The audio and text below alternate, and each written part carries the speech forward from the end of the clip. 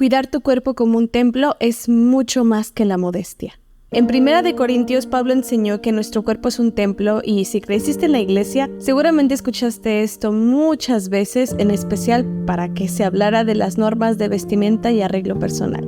Pero el nuevo manual para la fortaleza de la juventud ya no tiene reglas tan específicas y eso puede ser un poco confuso. Así que hoy vamos a ver por qué este cambio es mucho mejor y cómo podemos seguir cuidando nuestro cuerpo como un templo. Primero quiero mostrarte qué pasaba antes, cuando el enfoque estaba más en las reglas. Imaginemos que alguien no quiere ir al templo y para insistirle o convencerlo nosotros decimos cosas como tienes que ir al templo porque es muy bonito o debes casarte ahí porque, míralo, parece un castillo. Y no es que no sea bonito, es hermoso, pero estas no son las razones por las cuales el templo es importante, ¿verdad?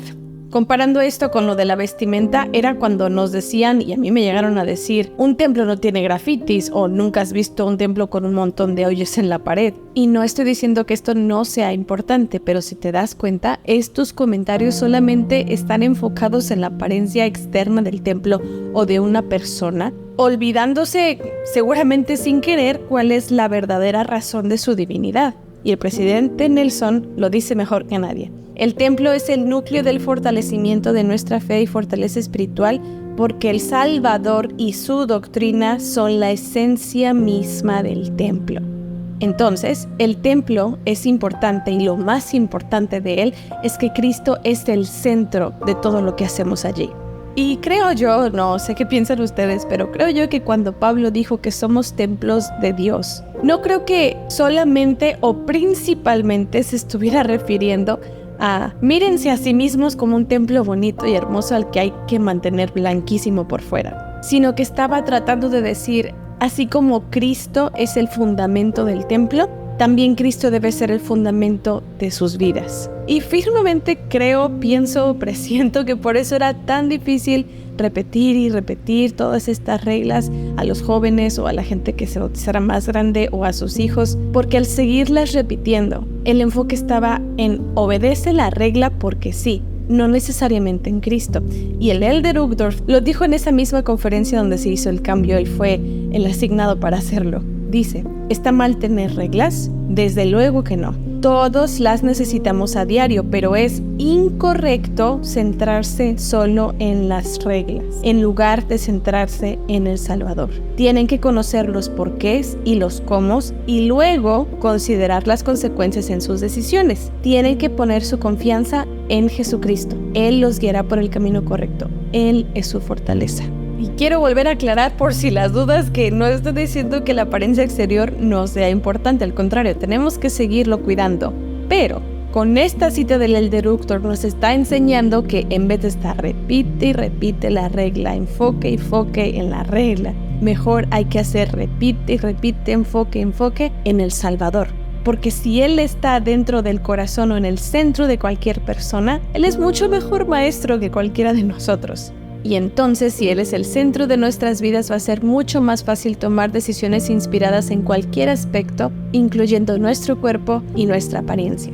Y justo esta lección fue lo que aprendí hace algunos años. A finales de 2018 yo me empecé a sentir un tanto diferente. Cualquier cosita me molestaba, me sentía más impaciente y poco a poquito me tardaba un poco más en quedarme dormida. Supuse que era estrés, la verdad estaba trabajando y ahorrando mucho ese semestre, entonces simplemente decidí trabajar menos horas, hacer más ejercicio, etcétera, pero no ayudó. Raramente lo empeoró. Sumado a todo lo que ya dije, ahora me cansaba más rápido. Vivía preocupada, sí, con la preocupación en el pecho, aunque no hubiera nada de qué preocuparse. Y lo peor es que ahora sí de plano dejé de dormir. Y cuando dormía me levantaba cansada, obviamente. Pasé 2 meses tratando de arreglar el problema sola. Para este entonces yo ya había escuchado hablar de la salud mental, de la ansiedad, pero yo no quería ni pensar o poner como una opción en mi cabeza que tenía que ver con eso. Hasta que le conté a un amigo lo que me pasaba. Y después de escucharme me dijo, Diana, esto suena que es ansiedad, deberías checarte. En ese momento me vinieron a la mente todos los prejuicios que yo tenía respecto al tema, que solo le pasaba a gente negativa, quien solo se quejaba todo el tiempo, gente floja o que era una excusa para no hacer cosas. Siéndote muy sincera, en esos 2 meses yo llegué a sentir más de una vez que probablemente mi problema era por allí. Y ahora mirando hacia atrás sé que el Señor estaba tratando de decirme, ¿qué has pensado en? ¿Por qué no revisas esto? Pero yo conscientemente lo negaba y lo descartaba porque yo pensaba, no, yo estoy leyendo, yendo al templo, hago mis oraciones, hago todo. No hay razón para que mi salud mental esté mal. Pero al escuchar a mi amigo decir eso, es de esas veces que escuchas una verdad y no puedes negarla. Todavía tardé 1 mes después de esa conversación para pedir ayuda, pero por fin en abril de 2019 busqué ayuda profesional y en efecto me diagnosticaron con ansiedad.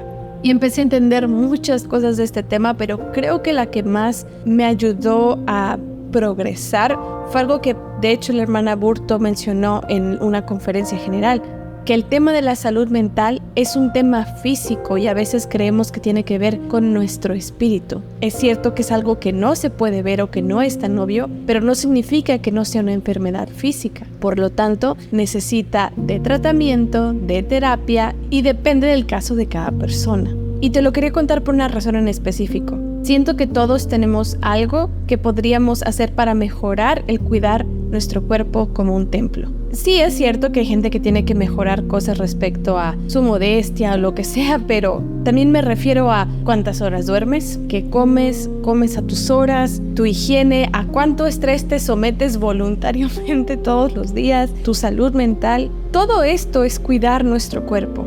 Y quizás no todas las cosas las puedes ver notoriamente frente al espejo, pero nuestro cuerpo es mortal. Con el tiempo se va a empezar a descomponer.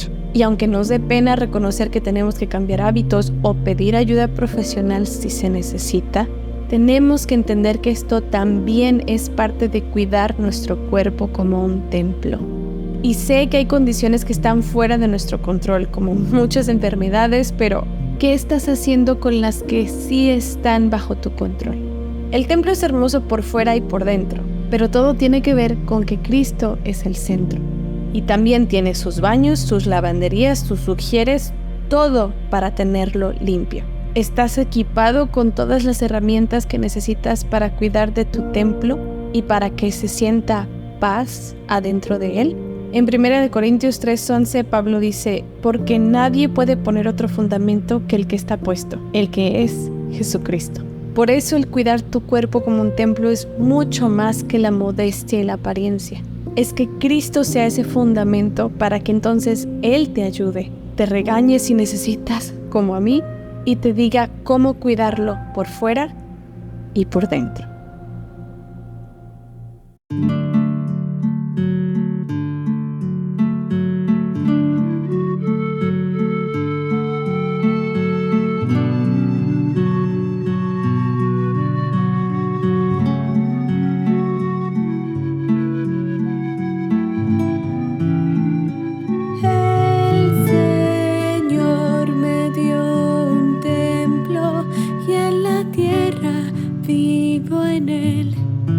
En el cielo era espíritu,